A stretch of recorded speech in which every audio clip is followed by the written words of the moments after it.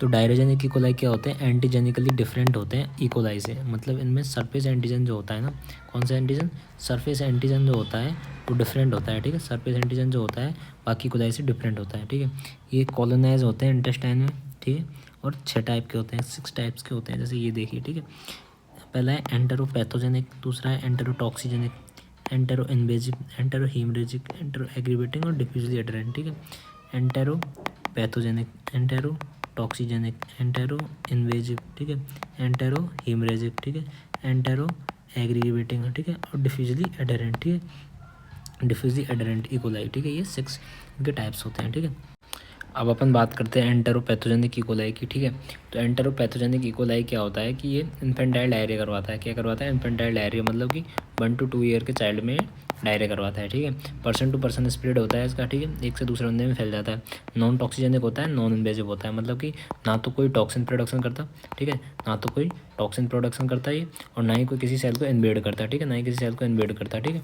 ये दोनों हो गया, ठीक है। अब इसकी मैकेनिज्म देखते हैं कैसे डायरिया करवाता है। सबसे पहले क्या करेगा, इंटेस्टाइनल म्यूकोसा जो है उससे अडेयर करवाएगा, अडेयर होगा, ठीक है, किससे, पिलाई की हेल्प से।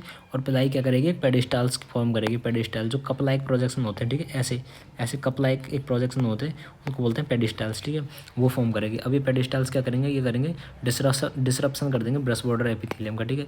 जो ब्रश बॉर्डर की जो एपिथेलियम है उसका डिसरप्शन कर देंगे, ठीक है, ब्रश बॉर्डर की एपिथेलियम का डिसरप्शन कर देंगे, इससे सिक्रेशंस बढ़ जाएंगे और क्या हो जाएगा, वाटरी डायरिया हो जाएगा। उससे क्या हो जाएगा, वाटरी डायरिया हो जाएगा, किसमें, इन्फेंट्स में हो जाएगा, ठीक है। तो एंटेरोपैथोजेनिक क्या करवाता है, इन्फेंटाइल डायरिया करवाता है, ठीक है। नॉन टॉक्सिजेनिक और नॉन इन्वेजिव होता है, ठीक है। अब देखिए इसके जो दो अलग स्टैंड होते हैं, एंटेरोटॉक्सिजेनिक अलग होता है, एंटेरो इन्वेजिव अलग होता है, इसलिए ये पैथोजेनिक है, मतलब नॉन टॉक्सिजेनिक और नॉन इन्वेजिव, ठीक है। म्यूकोसा से क्या करवा, अडेयर हो जाए पिलाई की हेल्प से, और क्या बनाता है, पेडिस्टाल्स बनाता है। इससे क्या होता है, डिसरप्शन हो जाता है ब्रश बॉर्डर्स का, और सीक्रेशंस बढ़ जाते हैं और वाटरी डायरिया हो जाता है, ठीक है। ये अपन ने पढ़ लिया। अगला अपन पढ़ते हैं वो है एंटेरोटॉक्सिजेनिक इकोलाई, ठीक है, एंटेरोटॉक्सिजेनिक इकोलाई। अब एंटेरोटॉक्सिजेनिक इकोलाई क्या करवाता है, ट्रेवलर्स डायरिया करवाता है। अभी याद रखना, टॉक्सिजेनिक मतलब टीटी, ठीक है, ट्रेवलर्स डायरिया, ठीक है, ट्रेवलर्स डायरिया करवाता है, ठीक है। अब पैथोजेनेसिस देखें, इसकी पैथोजेनेसिस क्या है, इंटेस्टाइनल म्यूकोसा से अटैच होगा, ठीक है, सब सारे के सारे कॉलोनाइज होते हैं इंटेस्टाइनल म्यूकोसा में, तो ये भी इंटेस्टाइनल म्यूकोसा से अटैच होगा, ठीक है। किसकी हेल्प से अटैच होगा, फिम्ब्रियल प्रोटीन से अटैच होगा, उसको बोलते हैं हम CFA, colonization factor antigen, CFA, colonization factor antigen से ये अटैच होगा, ठीक है। फिर क्या करेगा, टॉक्सिन प्रोडक्शन करेगा। टॉक्सिन कौन कौन से, हीट लेवल टॉक्सिन और heat stable toxin, heat level toxin और हीट स्टेबल टॉक्सिन, दोनों के अपन मैकेनिज्म पहले पढ़ चुके हैं कि कैसे कैसे डायरिया करवाते हैं, ठीक है। हीट लेवल टॉक्सिन तो क्या करेगा, साइक्लिक AMP को बढ़ाता है अपने, ठीक है, साइक्लिक AMP को बढ़ाता है। ये क्या करता है, ये साइक्लिक GMP को बढ़ाता है, ठीक है, हीट स्टेबल साइक्लिक GMP को बढ़ाता है। ये अपन पिछली वीडियो में डिटेल में पढ़ चुके हैं, ठीक है। ऐसे ही डायरिया करवा देगा ट्रेवलर्स डायरिया। अब इसके डायग्नोसिस की बात करें तो डायग्नोसिस में क्या है, अपन टॉक्सिन का डिटेक्शन कर देंगे। ये जो दोनों टॉक्सिन है, हीट लेवल टॉक्सिन और हीट स्टेबल टॉक्सिन, इन दोनों का अपन डिटेक्शन कर लेंगे, ठीक है। और ये अपन लास्ट वीडियो में डिटेल में पढ़ चुके हैं कि कैसे इनका डिटेक्शन करवाना है, ठीक है। अब मतलब कि टॉक्सिन का डिटेक्शन। अब बात करते हैं एंटेरो इन्वेजिव इकोलाई की, ठीक है, एंटेरो इन्वेजिव इकोलाई, ठीक है, EIEC। तो एंटेरो इन्वेजिव इकोलाई क्या होता है, बायोकेमिकली, जेनेटिकली और पैथोजेनिकली रिलेटेड होता है किसी शिगेला से, मतलब कि इसकी बायोकेमिकल प्रॉपर्टी, जैसे लैक्टोज फर्मेंटेशन नहीं करते दोनों के दोनों, ठीक है, ग्लूकोज को भी फर्मेंट नहीं करते, ठीक है। तो ये क्या होता है कि इनकी बायोकेमिकली रिलेटेड प्रॉपर्टी रिलेटेड होती है शिगेला से, ठीक है। जेनेटिकली मतलब कि इसमें DNA काफ़ी DNA में होमोलॉजी होती है काफ़ी ज़्यादा, ठीक है, DNA से होता है। और पैथोजेनिकली मतलब कि दोनों के दोनों क्या करते हैं, म्यूकोसा से क्या करते हैं, म्यूकोसा की सेल पे टेक करके वहाँ पे कॉलोनाइज होते रहते हैं, ठीक है। तो ये पैथोजेनिकली रिलेटेड है शिगेला से, ठीक है, शिगेला से रिलेटेड है। अब इसकी पैथोजेनेसिस की बात करें तो पैथोजेनेसिस कैसे होता है, एपिथेलियल सेल पे इन्वेजन करेगा, ठीक है भाई, कैसे करेगा, प्लाज्मिड कोडेड एंटीजन है इसके पास, BMA, उसका नाम है बायरुलेंस मार्कर एंटीजन। कौन सा एंटीजन है, BMA, बायरुलेंस मार्कर एंटीजन है, ठीक है, बायरुलेंस मार्कर एंटीजन है। उससे क्या करेगा, ये प्लाज्मिड कोडेड एंटीजन है, उससे क्या करेगा, एपिथेलियल सेल पे इन्वेजन करेगा, ठीक है, एपिथेलियल सेल पे इन्वेजन करेगा। अभी क्या इन्वेजन कर देगा तो क्या हो जाएगा, उससे मैनिफेस्टेशन क्या क्या होंगे, अल्सरेशन ऑफ बॉवेल, जैसे वॉवेल है उसमें अल्सर बन जाएगा, ठीक है, वॉवेल है तो उसमें अल्सर बन जाएगा, ठीक है, बॉवेल में अल्सर बन जाएगा। और डिसेंट्री, अब अल्सर बन गया तो क्या होगा भाई, डायरिया होगा ही होगा, साथ में म्यूकस और ब्लड और आ जाएंगे। तो डायरिया विद म्यूकस और ब्लड उसको क्या बोलते हैं अपन, डिसेंट्री। ये टर्म याद रखना, डिसेंट्री किसको बोलते हैं, diarrhoea with mucus and blood को उसको अपन बोलते हैं डिसेंट्री। किसकी वजह से होती है, एंटेरो इन्वेजिव इकोलाई की वजह से। कोई कौन सा करवाता है डिसेंट्री, एंटेरो इन्वेजिव इकोलाई ही डिसेंट्री करवाता है, ध्यान रखना। क्या करवाता है डिसेंट्री, एंटेरो इन्वेजिव इकोलाई अपने डिसेंट्री करवाता है, ठीक है। डिसेंट्री किसको बोलते हैं, diarrhoea with mucus and blood, ठीक है। डायग्नोसिस के लिए क्या करेंगे अपन, डिटेक्शन करेंगे बीएमए का, एंटीजन का, बीएमए का डिटेक्शन करेंगे। अब बात करते हैं एंटेरो हेमोरेजिक इकोलाई की, ठीक है। तो यूजुअली ट्रांसमिट होता है consumption of lettuce, spinach and sprouts, जो अपन खा लेते हैं ना, लेट्यूस हो, स्पिनक हो या फिर स्प्राउट्स हो, उनसे उन्हें खाते हैं तो ये फैलता है। एक है अंडर कुक्ड ग्राउंड बीफ, ठीक है, ये काफ़ी इंपॉर्टेंट है, अंडर कुक्ड ग्राउंड बीफ, ये इस पर एमसीक्यू हो जाता है। इससे कौन सी डिजीज हो सकती है, एंटेरो हेमोरेजिक इकोलाई, इसमें इन्फेक्शन कर सकता है, ठीक है। तो इसमें क्या है, इसका जो इन्फेक्टिव डोज है, मतलब कि बीमारी करने के लिए कितना डोज, कितने बैक्टीरिया जरूरी है, वो 10⁻² बेसिलाई से भी कम होना चाहिए। मतलब कि 10⁻² का मतलब है कि 100, ठीक है, 100 बेसिलाई से भी कम होंगे ना, वो भी अपने इन्फेक्शन कर देंगे, ठीक है, बॉडी में। उसका इन्फेक्टिव डोज बहुत लो है, ठीक है। एक टॉक्सिन सीक्रेट करता है, उसका नाम है बेरोसाइटोटॉक्सिन और सीगाटॉक्सिन। क्या नाम है उसके टॉक्सिन का, बेरोसाइटोटॉक्सिन और सीगाटॉक्सिन।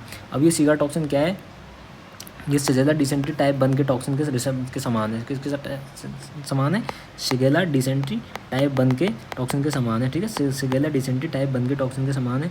ये इनहिबिट करता है 60S राइबोसोम को, अपन पहले पढ़ चुके हैं। ये दो टाइप का होता है, STX1 एंड STX2, ठीक है, STX1 एंड STX2, ठीक है, दो टाइप मैनिफेस्टेशंस की।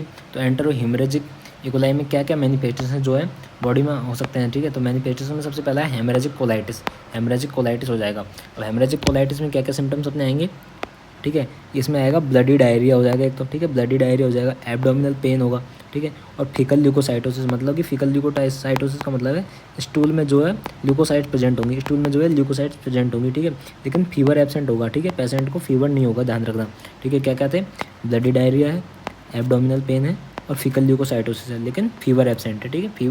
फीकल का मतलब होता है स्टूल में ल्यूकोसाइट्स प्रेजेंट है, ठीक है। अब है हेमरेजिक यूरेमिक सिंड्रोम। पहला क्या था, हेमरेजिक कोलाइटिस था, दूसरा हेमरेजिक यूरेमिक सिंड्रोम। दूसरा क्या है, हेमरेजिक यूरेमिक सिंड्रोम, HUS, ठीक है। ये इंजरी हो जाती है स्मॉल वेसल्स की, किसमें, किडनी में और ब्रेन में। किडनी में और ब्रेन में स्मॉल वेसल्स की इंजरी हो जाएगी तो क्या हो जाएगा, ब्लडी डायरिया हो जाएगा और रीनल फेलियर हो जाएगा, ठीक है, रीनल फेलियर हो जाएगा, उसको बोलते हैं अपन हेमरेजिक यूरेमिक सिंड्रोम, ठीक है। तो क्या क्या हो गए, हेमरेजिक कोलाइटिस हो गया, हेमरेजिक यूरेमिक सिंड्रोम हो गया अपना।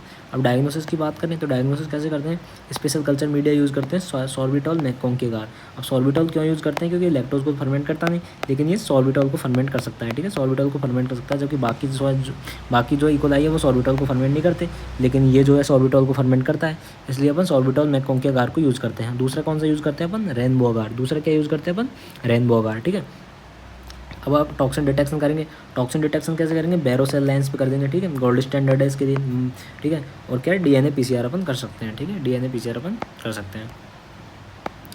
अगला है एंटेरो एग्रीगेटिव इकोलाई, ठीक है। एंटेरो एग्रीगेटिव इकोलाई क्या करता है, ये अडेयर कर जाता है HP2 सेल से, और HP2 सेल से अडेयर करके क्या करता है, लेयरिंग ऑफ बैक्टीरिया बना देगा, ठीक है, बैक्टीरिया के लेयर बना देगा। स्टैक्ड ब्रिक फैशन का मतलब है जैसे ईंटें होती है ना, एक दूसरे के ऊपर ऐसे जमी हुई होती हैं, ऐसे एक दूसरे के ऊपर ऐसे ईंटें जमी हुई होती है, ऐसे ही उसी में लेयर बन जाएगी बैक्टीरिया की, ठीक है। अब ये क्या प्रोड्यूस करता है, ईस्ट 1 टॉक्सिन प्रोड्यूस करता है। इतना इंपॉर्टेंट नहीं है ये एंटेरो एग्रीगेटिव, लेकिन पढ़ लेते हैं, क्या प्रोड्यूस करता है, ईस्ट 1 टॉक्सिन प्रोड्यूस करता है, ठीक है। अब ये क्या करवाया, मैनिफेस्टेशन कर रहा है पर्सिस्टेंट एंड एक्यूट डायरिया, ठीक है, एक्यूट एंड पर्सिस्टेंट डायरिया करवाता है, ठीक है, और ट्रेवलर्स डायरिया भी करवा सकता है। और दूसरा कौन सा करवा रहा था, एंटेरो टॉक्सीजेनिक करवा रहा था, ठीक है, एंटेरो टॉक्सीजेनिक भी करवा रहा था, ट्रेवलर्स डायरिया, ठीक है, ये भी करवा था, ठीक है, एंटेरो टॉक्सीजेनिक। इसके डायग्नोसिस की बात करें तो डायग्नोसिस में क्या है, HP2 एडेरेंस टेस्ट करते हैं। कौन सा टेस्ट करते हैं, HP2 एडेरेंस टेस्ट।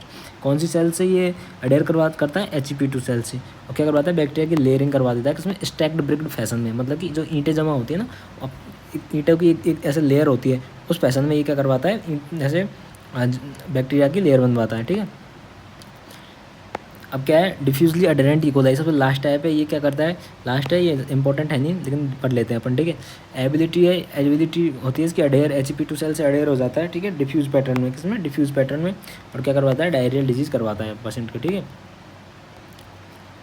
अब पढ़ते हैं इसका ट्रीटमेंट। तो ट्रेवलर डायरिया का ट्रीटमेंट क्या है, ट्रेवलर डायरिया कौन कौन करवाता है, एंटेरो टॉक्सिजेनिक इकोलाई करवाता है, एंटेरो एग्रीगेटिव इकोलाई करवाता है, ठीक है। इसमें सीवियर ट्रेवलर डायरिया में अपन देंगे एजिथ्रोमाइसिन और रिफैक्समिन देंगे, ठीक है, एजिथ्रोमाइसिन रिफैक्समिन देंगे। अगर आपने फार्मा में नहीं पढ़ा है ये पार्ट तो आप इसको स्किप कर सकते हैं, ठीक है। एंटेरो इन्वेजिव इकोलाई में अपन दे सकते हैं एजिथ्रोमाइसिन दे सकते हैं, ठीक है, रिकवरी फास्टिंग के लिए, ठीक है। एंटेरो हिमरेजिक इकोलाई में भी एजिथ्रोमाइसिन दे सकते हैं अपन, लेकिन कॉट्रिमोक्साजोल, बीटा लैक्टम्स और मेट्रोनिडाजोल जो है कॉन्ट्राइंडिकेटेड है, मतलब नहीं देंगे इनको अपन, ठीक है। एंटेरो